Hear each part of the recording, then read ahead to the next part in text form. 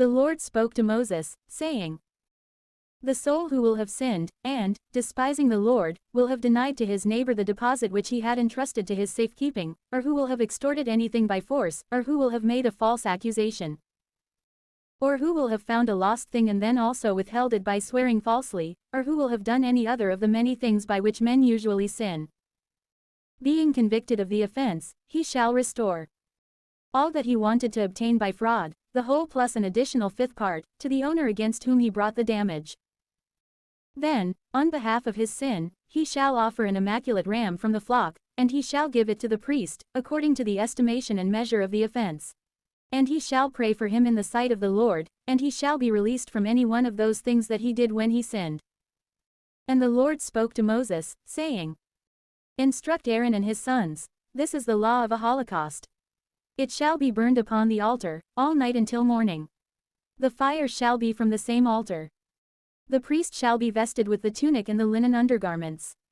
And he shall take up the ashes of that which the devouring fire has consumed, and, placing them next to the altar, he shall strip off his former vestments, and being clothed with others, he shall carry them beyond the camp, and he shall cause them to be consumed, even to glowing embers, in a very clean place.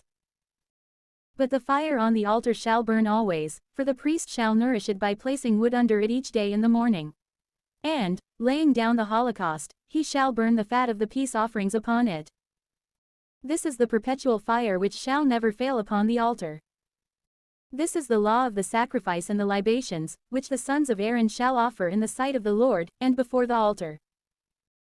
The priest shall take a handful of fine wheat flour, which has been sprinkled with oil, and all the frankincense, which has been placed upon the flour, and he shall burn it upon the altar as a memorial of most sweet odor to the Lord. And the remaining portion of the flour, Aaron shall eat with his sons, without leaven. And he shall eat it in the holy place, in the atrium of the tabernacle. Yet for this reason, it shall not be leavened, because part of it is offered as an incense of the Lord. The Holy of Holies shall it be, just as what is offered on behalf of sin and of transgression. Only the males of the stock of Aaron shall eat it. This shall be an everlasting ordinance in your generations concerning the sacrifices of the Lord. All who will touch these shall be sanctified." And the Lord spoke to Moses, saying, "This is the oblation of Aaron and of his sons, which they must offer to the Lord in the day of their anointing. They shall offer a tenth part of an ephah of fine wheat flour as a perpetual sacrifice, half of it in the morning, and half of it in the evening. It shall be sprinkled with oil and fried in a frying pan. Then it shall be offered hot, as a most sweet odor to the Lord, by the priest who by law succeeds his father. And it shall be entirely burned on the altar. For every sacrifice of the priest shall be consumed by fire, neither shall anyone eat from it." Then the Lord spoke to Moses, saying, "Say to Aaron and his sons, this is the law of the victim for sin. In the place where the holocaust is offered, it shall be immolated in the sight of the Lord. It is the Holy of Holies. The priest who offers it shall eat it in the holy place, in the atrium of the tabernacle. Whatever will touch its flesh shall be sanctified.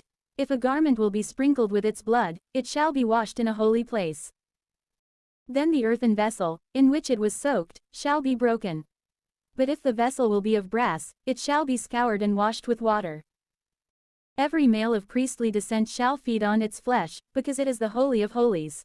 For the victim that is slain for sin, whose blood is carried into the tabernacle of the testimony, for expiation in the sanctuary, shall not be eaten, but it shall be consumed by fire.